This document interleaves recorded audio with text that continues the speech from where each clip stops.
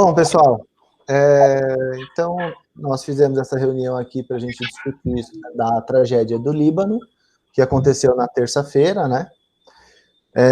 Nós aqui do Ouro Preto convidamos alguns profissionais nossos, né? Então eu tenho aqui o professor Anderson, que leciona Química, o professor Rafael, que leciona História e Geografia, as coordenadoras Magda e Giovana, e eu, o professor Adriano, que leciona Física. Então, a ideia é a gente discutir um pouquinho a tragédia, falar um pouquinho da nossa área de estudo em si, né? E tentar compreender o que aconteceu e tentar envolver o conhecimento das nossas áreas nisso tudo, ok? Então, eu gostaria de estar colocando aqui a matéria da Globo de hoje, que diz o seguinte: busca por dezenas de desaparecidos segue em Beirute. Número de feridos em explosão passa de 5.000. Quase 300 mil ficaram desabrigados após a explosão, que devastou a zona portuária da capital do Líbano. O Ministério da Saúde do Líbano atualizou nesta quinta-feira, dia 6, o balanço de vítimas da explosão, que devastou a zona portuária de Beirute. Mais de 137 pessoas morreram e mais de 5 mil ficaram feridas. Dezenas seguem desaparecidos, de acordo com o porta-voz. Rida Moussaoui. A tragédia de terça-feira, provocada segundo as autoridades por um incêndio em um depósito que armazenava uma grande quantidade de nitrato de amônio no porto da capital libanesa. Deixou quase 300 mil desabrigados. Então, provavelmente nessa altura do campeonato, acho que todo mundo já deve ter visto os vídeos, né? Vocês realmente são vídeos impactantes, antes de mais nada. E a gente vai discutir um pouquinho a magnitude dessa explosão. Então, gostaria de estar perguntando ao professor Anderson o que exatamente é o nitrato de amônio, como que a gente pode obter essa substância, professor? O nitrato de amônio, do ponto de vista químico, né, é um sal, né, é uma substância iônica, é formada pelos íons nitrato e pelo íon amônio, por isso vem o nome nitrato de amônio. O nitrato de amônio, geralmente, ele é controlado pelo exército, a venda é controlada pelo exército. A maior utilização do nitrato de amônio é como fertilizante, mas ele também pode ser utilizado como explosivo, né? Em algumas minas, né, eles utilizam o nitrato de amônio como explosivo, né, devido a essa propriedade que ele possui, né? Nitrato de amônio exposto ao calor, ele pode sofrer explosão, né? Porque na reação química ocorre a reação química de decomposição, no qual ocorre a formação de gases, né? E esses gases podem levar o nitrato de amônio à explosão. E não precisa do oxigênio necessariamente, né? Não precisa do oxigênio, porque a reação primária do nitrato de amônio seria uma reação de decomposição. Então, é o nitrato de amônio que gera outros produtos, né? Os produtos gerados com essa decomposição pode ser vapor de água, gás oxigênio, gás nitrogênio. Então, esse gás oxigênio que pode ser gerado é da própria reação de decomposição. Então, se você tem a presença de gás oxigênio, né? Então, pode ser que ocorra também a combustão depois, né? Como processo secundário. Mas o processo primário seria a decomposição, e aí não precisa de gás oxigênio. Então, o que é difícil a gente entender é por que eles estavam armazenando uma quantidade tão grande, né, desse produto né? tão perigoso, né, que eu acho que até agora, pelo menos os lugares que eu olhei, que eu pesquisei, eu não encontrei nenhuma resposta para isso, né, em nenhum momento. Eu também não. Não encontrei. E, assim, em termos de magnitude de explosão, assim, uma pequena quantidade desse material já geraria, né, uma explosão com uma magnitude muito acentuada, certo? Pois é. E com essa quantidade aí de 2.700 toneladas, não é uma, né, uma explosão. Seria interessante a gente ter uma noção da quantidade de energia liberada para cada 1 quilograma, né, desse material. Sim, Aí você poderia verdade. quantificar exatamente a magnitude, mas seriam alguma coisas que eu vi é algo em torno assim, de megatons, né, em termos de energia, né? Então, é uma unidade muito alta. Professor Rafael, antes da gente começar, só para o aluno se situar, né? O acidente aconteceu no Líbano. Geograficamente falando, qual parte ele faz ali? Qual que é a localização geográfica do Líbano? Bom, o Líbano está lá no Oriente Médio, né, Bacon?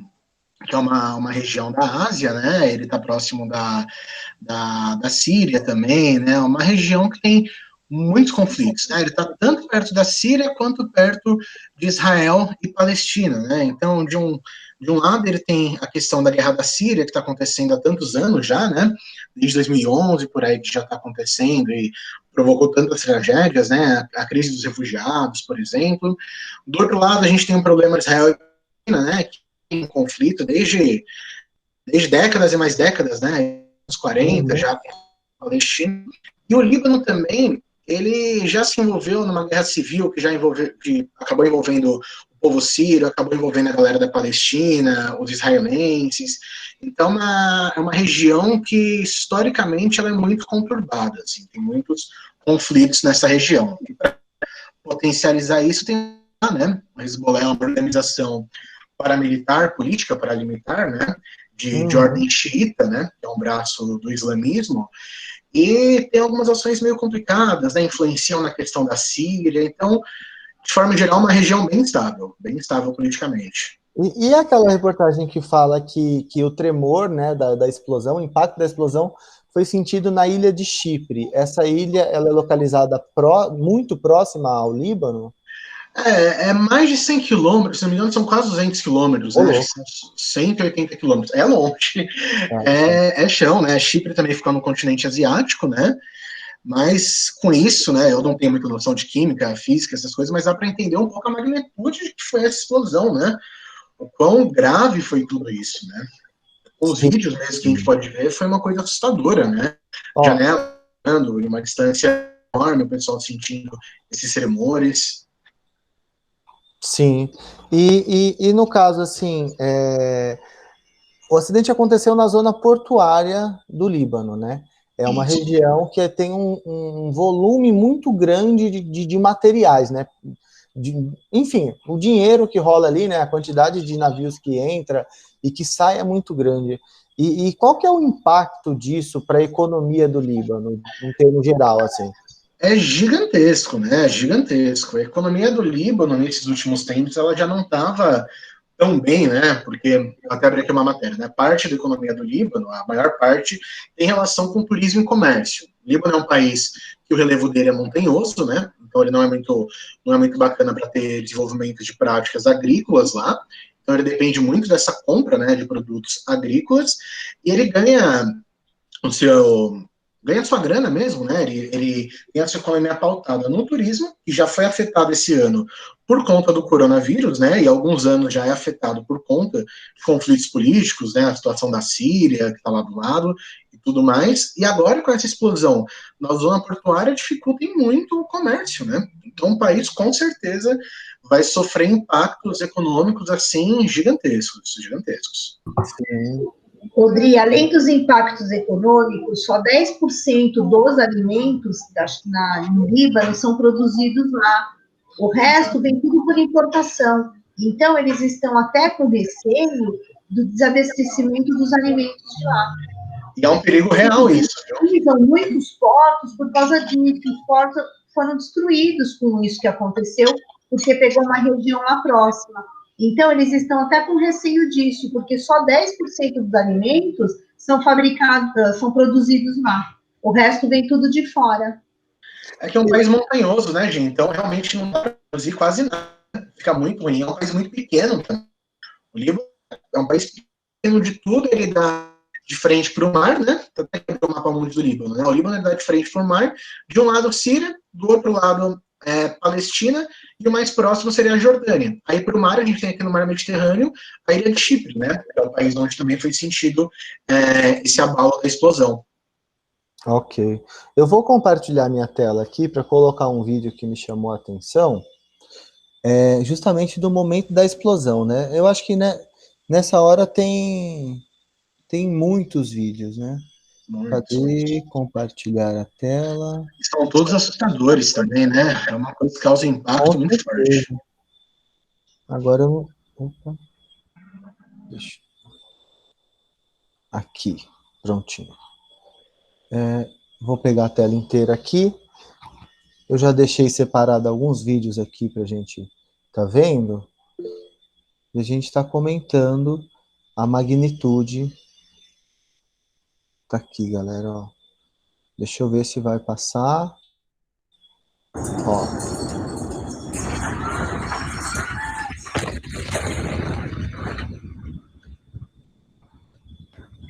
Aqui eu tenho um outro. Eu acho que esse aqui é da cidade mesmo.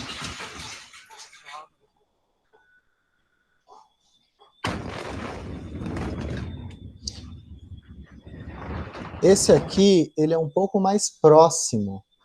Acho que está baixando. Foi. Ok. Bom, gente. Então, assim, professor Anderson, essa coluna branca, esse cogumelo branco que se formou, seria o vapor de água? É isso? Sim, são os gases formados, né, com a decomposição do nitrato de amônio, é água, gás oxigênio e gás nitrogênio. Então, Tá. todos esses gases aí, provavelmente esse branco aí seria da água, mas todos os gases contribuíram para o espalhamento, né? Uhum. E lembrando que é o seguinte, a velocidade da luz ela é muito mais rápida que a velocidade do som. Então, falando do conceito físico, de uma maneira geral, o que você tem? Você tem que primeiro você vê a magnitude da explosão, depois você ouve o som, que a velocidade do som é 340 metros por segundo. Então, o tempo que você viu até chegar o som, se você contar, né? Você sabe exatamente a distância que você está da explosão, porque basta multiplicar, tá? A velocidade do som pelo tempo que você demorou para escutar o som. E ainda tem um outro fator, que é o fator, acho que tão agravante quanto, né? Que é o deslocamento do ar durante a explosão. Esse deslocamento do ar muito rápido e intenso é ele que causa a maior destruição, né? Porque você tem o ar numa certa contido numa região do espaço e essa explosão ela empurra o ar de uma maneira muito rápida e esse deslocamento do ar muito rápido é que vai causando todo o estrago que a gente vê, né, ao longo do... Eu não sei exatamente qual foi o raio de explosão dessa...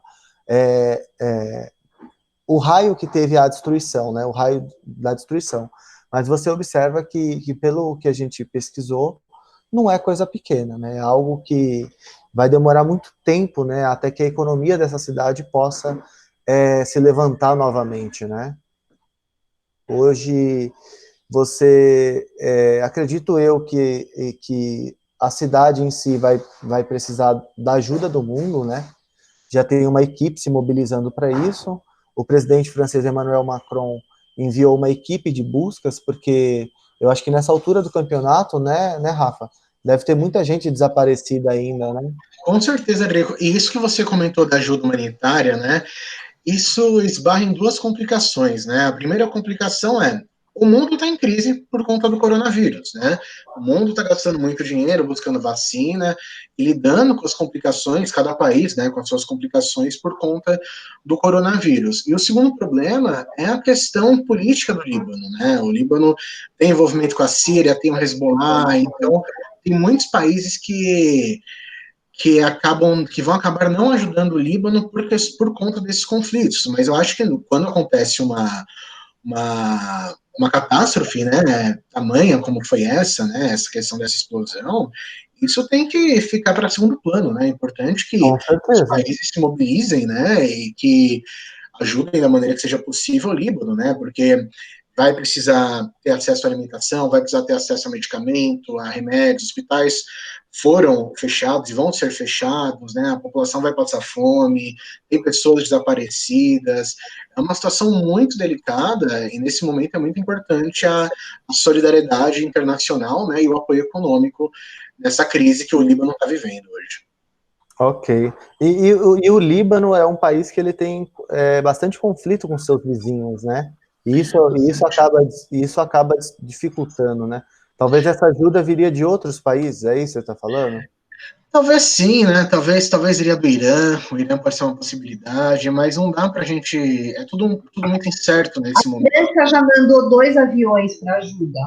Isso, a França já enviou, A Israel França falou, né, que está disponível, mas Israel tem uns problemas com o Líbano, então eu não acredito que vá tomar alguma atitude, né? A atitude mesmo acho que vai vir de fora da região do Oriente Médio. Eu acredito que essa ajuda Uhum.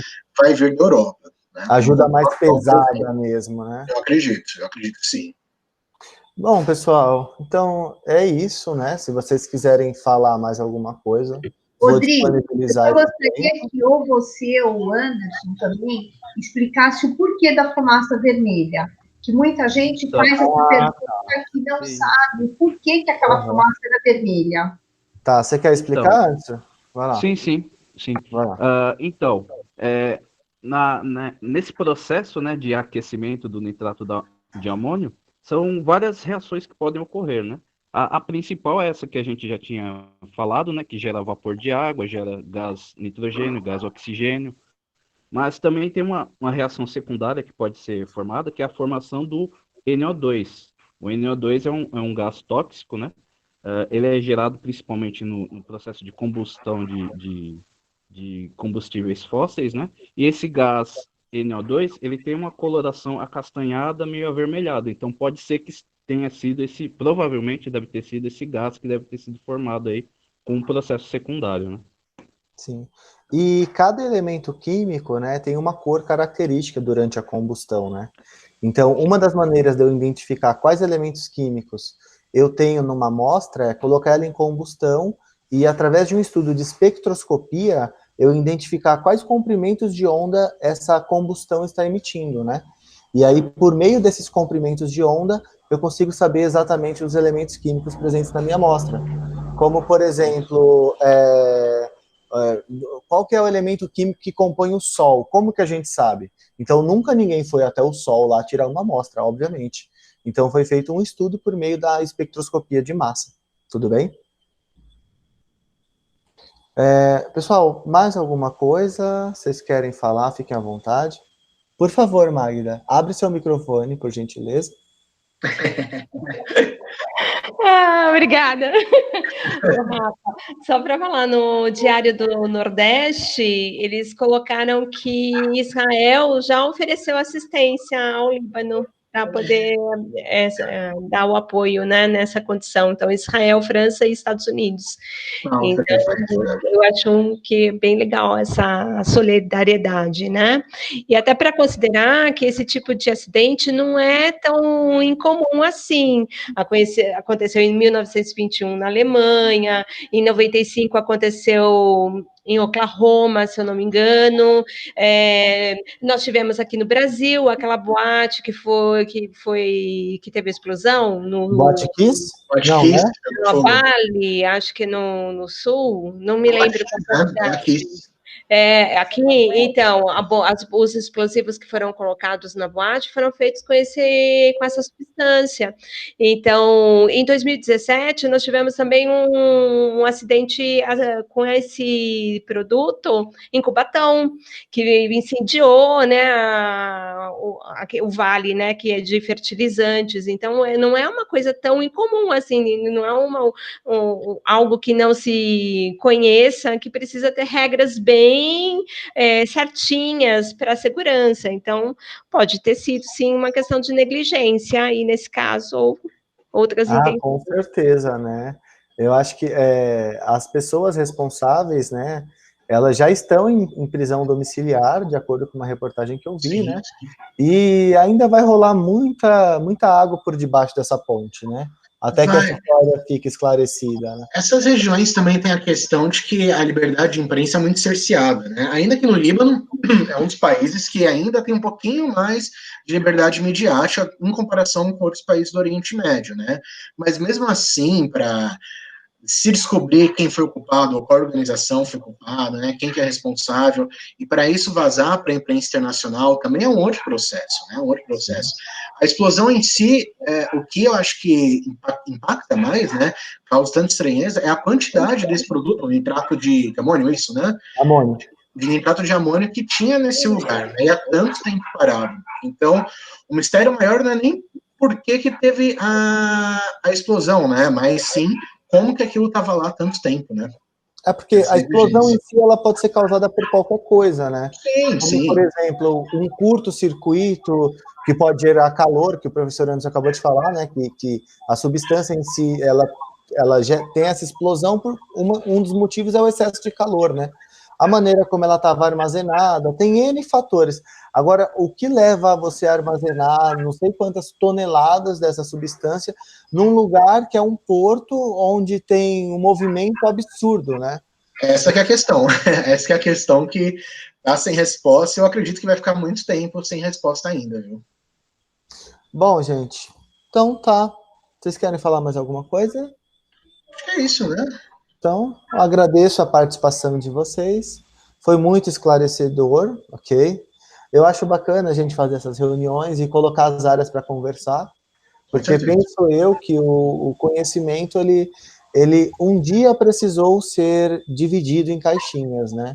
Hoje em dia nós não falamos mais disso, nós entendemos que o conhecimento ele é uma coisa só, e que todas as áreas conversam entre si, né? E isso acaba agregando muito valor para o nosso aluno e para quem mais quiser assistir, ok? Então, obrigado por tudo, até mais, até as próximas, se Deus quiser. Obrigado, tchau, tchau. Tchau, obrigada, menino. Obrigado, tchau. Um abraço.